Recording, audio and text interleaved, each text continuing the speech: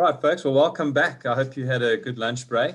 We're going to be joined by Nomfundo Mkhize, who is going to be talking to us about new employee onboarding and integration in the remote hybrid workplace. And I know that prior to the break, we touched on that briefly with Anita and the experiences at PEP. Now, I must be honest, I've been racking my brain on this topic for a while. So Nomfundo, really hoping that you're going to give us some great ideas on how we can navigate onboarding, something that I think is difficult to get right in the best of times. It must be even more of a challenge, obviously, in the distributed work that we find ourselves in. Just a little bit on Nomfundo. She is account manager at OfferZen. I say this all the time. I think if anybody wants to look at what a great website from a recruitment perspective looks like, please go and visit OfferZen. They also have great resources that you can download and read up. So really go and have a look. Has a lot of experience in consulting and is going to be blowing our minds, I'm sure, Nomfundo. So I hope I'm not sitting here, but you're welcome and thank you so much for this. It's a pleasure. Thank you for the setup. It's very, very welcome. I need a little confidence boost today. But yes, thank you for the introduction.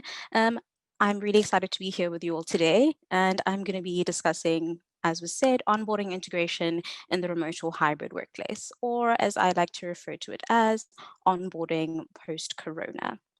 So I'm Norm. Yes, I'm an account manager at OfferZen. In case you've never heard of us, OfferZen is a platform that helps software makers find their dream jobs and gives companies access to top talent. So we essentially take the pain out of sourcing.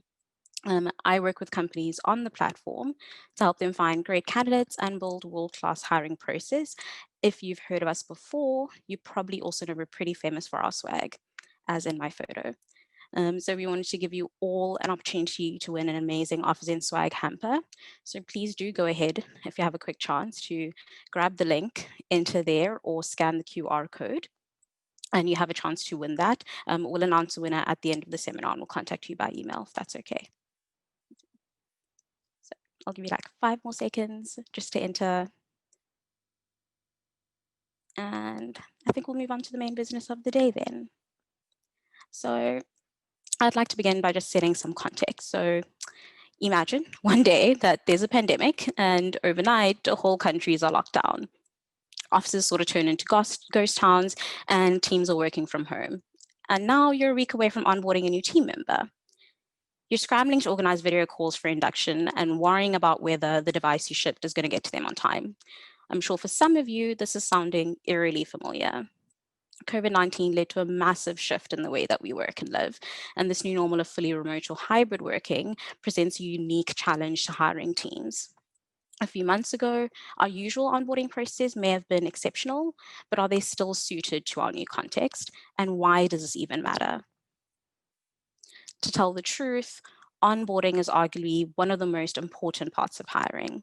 It sets the tone for a new member's experience with your company. But you'd be surprised how many companies overlook this step. Not having an onboarding process or your process being inefficient can have a really severe negative impact on your new hires and their teams. Lack of information or training means new hires take longer to make impactful contributions, and neglecting new hires and not putting effort into generating enthusiasm from them can result in them being less engaged. So if you fail to provide new employees with the correct tools and guidelines in the initial few weeks, they may never be able to continue to progress in your company through advancement. They'll be frustrated, and you would have lost out when it comes to the value they could have added to your company. Ultimately, if you fail to prepare, you risk losing them. According to a survey by the Aberdeen Group, 86% of new hires decide to stay or leave a company within their first 6 months. And new employees are 69% more likely to stay longer than 3 years if they experience well-structured onboarding. An effective and impactful onboarding process can really help your company realize benefits, such as an increase of up to 82% in retention rate, as well as an increase in employee performance of up to 11%. Employees are more engaged and have a better understanding of what is required of them, how they can be successful, and grow within the company. It also shortens the learning curve and empowers new employees to make impactful contributions sooner, boosting their own confidence. So how do we adapt in our new context and make sure our new joiners and companies are winning? This is just a few of the things that I'd like to discuss during this time.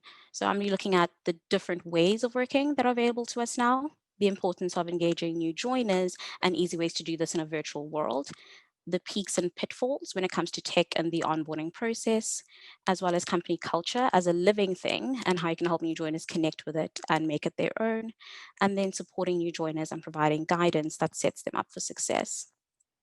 We know why this conversation is important, but let's explore how things have changed.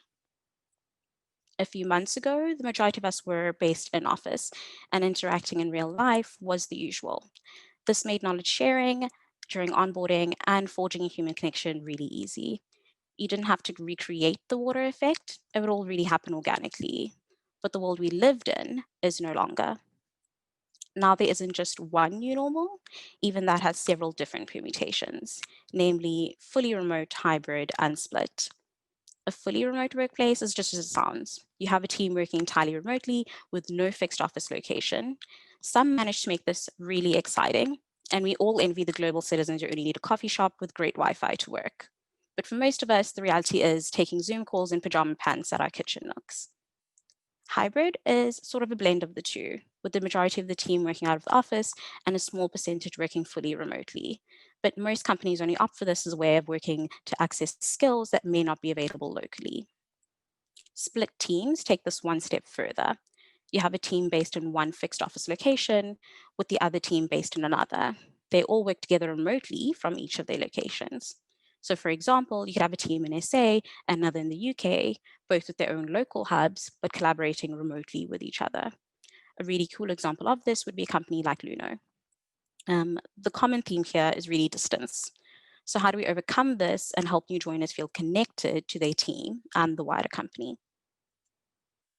The first tip isn't a new idea at all. It's still super important to get a new joiner excited about their transition.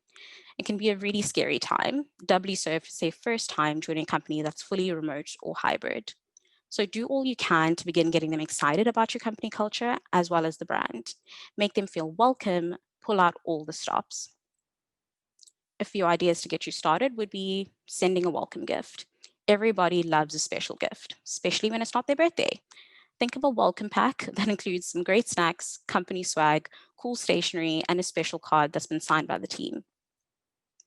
Start sharing important culture documents like team principles early. It's not the same as a conversation, but it'll help them get to know their team in a way and help them begin to feel like they belong. Have the team reach out to them on WhatsApp or LinkedIn to give them a cool welcome, but be sure to give your new joiner a heads up. And then you can prepare a schedule of the onboarding process and share this with them ahead of their first day. This will get them oriented really quickly and it'll help them have a clear sense of purpose right from the beginning.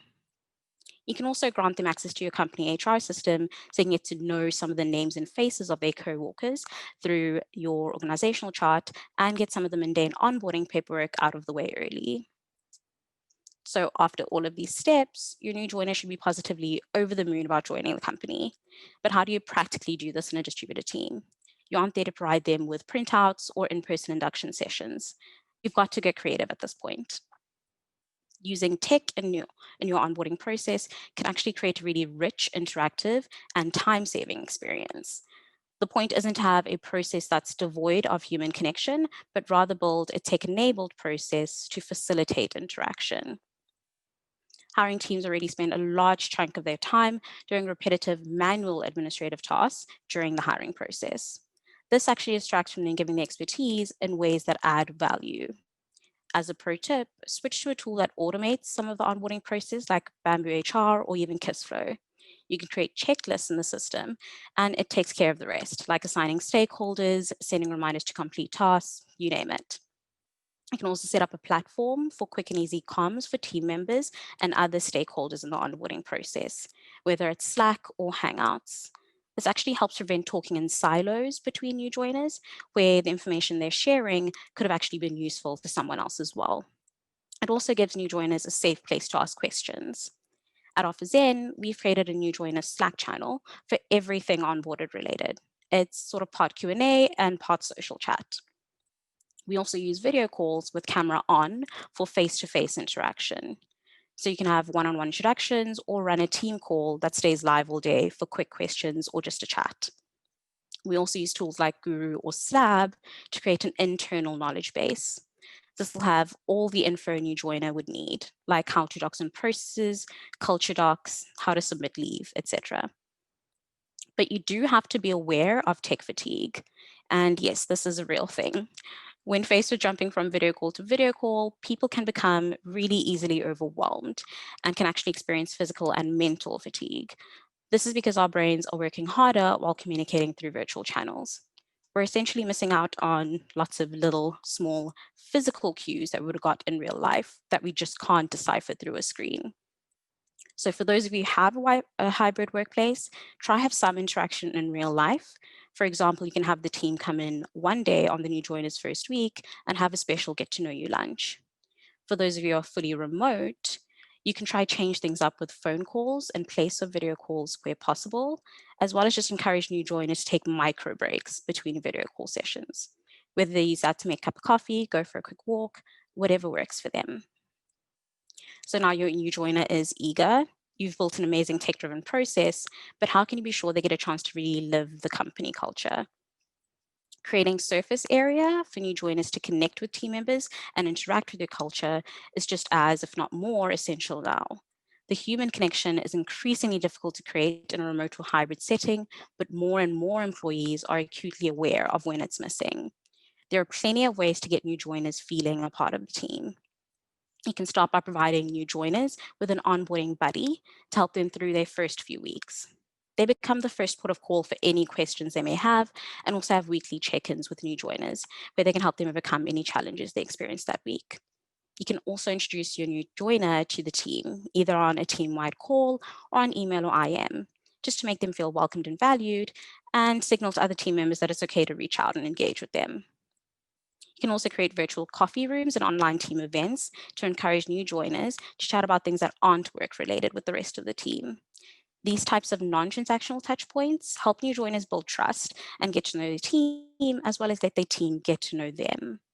You can also create social clubs. This could be a book club, a video game club, even a D&D club. It can become one of the things on their onboarding checklist. And hopefully it provides a casual, enjoyable way for new team members to get to know colleagues from other departments in the company too. Throw in a team event as well, remote or in person, whichever is available to you in your context. This can be a lunch, a magic show, which is something we've also done before. Anything just to give them a chance to interact.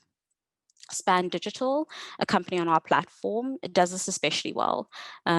They recognize that engagement and communication were essential to creating a positive remote onboarding experience. As such, they have company-wide online events like virtual coffee dates, open Zoom rooms, online events and games, and Q&A sessions with different team members via video call or IM. However, we can't just stop at affinity with culture and creating human connection. While new joiners may be committed to your company mission, they do need a little direction on what's expected of them and the actual work, especially in a remote context. Providing structure and certainty helps new joiners feel less overwhelmed and gets them settled. This goes beyond a job spec or a schedule of induction sessions. You can have weekly meetings and training sessions set up in a new joiner's calendars from the get-go. Setting up and actually sticking to these meetings actually creates consistency and rhythms for new joiners to follow, which is much appreciated. You can also create a best day checklist. A best day checklist can help them understand how to best structure their day in order to get the most out of it. You can have other team members create visibility on their availability or contactability by keeping their calendars updated as well. Knowing what other team members are doing when makes it easy for new joiners to know whether they're available to assist, and also be able to take charge of their own training by asking to tag along in activities with other team members through a screen share. You can also set up check-ins and milestones throughout the onboarding process. So for example, we have a 1 week, 1 month, and 3 month check-in, either with a hiring manager or onboarding buddy, just for a candidate to talk about their process and provide feedback on that. At the end of all this, hopefully your new joiner is happy and sees your company as their forever home. In summary, here are the main tips for adapting going forward. Make sure you're well prepared. Over communicate, but don't micromanage. Definitely don't depend on videos or having new joiners read through dozens of how-to documents on their own. Instead, create useful practical training sessions with each of their team members to help new members ramp up really, really quickly, and make sure they have open channels of communication to ask for assistance. You can also create structure for new joiners to help them settle in and set clear expectations and goals up front. Overall, focus on connecting and be intentional on how you go about this. It's safe to say the new normal is here to stay. And with more companies switching to remote work, not only because of the pandemic, but the strategic benefit, onboarding a new company member in a remote or hybrid setting is something all hiring teams need to become familiar with. It's not just taking the usual sessions online, but taking a real look at the effectiveness of your process and understanding that you constantly iterate to be sure it's fit for purpose. I hope I've given you a few ideas that you can use to adapt your current onboarding process. But in case you'd like more inspo, I've also created an onboarding checklist that you can use next time you're welcoming a new joiner to your company. I have included a link to the checklist on this slide. You can also scan the QR code if you'd like to access it. If you don't catch the code or the link in time, I've also shared it with the organizers, so you can reach out to them after the conference by mail, and they'd be happy to share this with you as well. But since no one likes to ask the first question, would anyone like to ask the second one? Any takers? Nomfundo, you took my line, but well done. Thank you very much. That was very insightful. Thank you. I think it's a case of you've covered so much and covered it so well that you've left us with lots to ponder and think about it, a lot of information. But I suppose I have a question just around the process. I think like any process in the business, like I think you used the words intentional and all of those things. Designing processes is really challenging sometimes. And it's clear that you've got a lot of success stories and lots of cool ideas. But how did you get to that point? What is the process that you would talk us through around? This is how we got to this point. This is how we improved this process. This is how we developed this process. Because sometimes I think as HR practitioners, we sit in the background and we try and design a process that's going to work. But I think the short answer, we know that doesn't work. Could you maybe just talk us through how you get to such a great onboarding process as you've described it? I think the essential thing that I share with all of my companies is the importance of trial and error. You just keep iterating. There's a point to start from that's sort of best practice, but you have to understand that you're unique, your company is unique, and each of your new joiners will be very unique. So definitely create space for feedback from all the people who are going through the process actively, and try to involve as many other team members in that process as well who can assist. I think that's the most important thing. So for example, myself, I'm busy building a new onboarding process because it's time. I think we basically build a new one with each new batch of joiners that come to OfferZen. And it's something that we're really passionate about. It has to be a great experience. Perfect. It's never perfect. So just keynotes there, trial and error. And I guess what that also means is experiment, try different things, iteration and continuous improvement. And yes, creating space for feedback, as you've said, and involve others. But thank you very much. I don't see any other questions from anybody. But thank you so much, Nomfundo. It was a wonderful talk from your side. Thank you so much. Thank you so much for your time.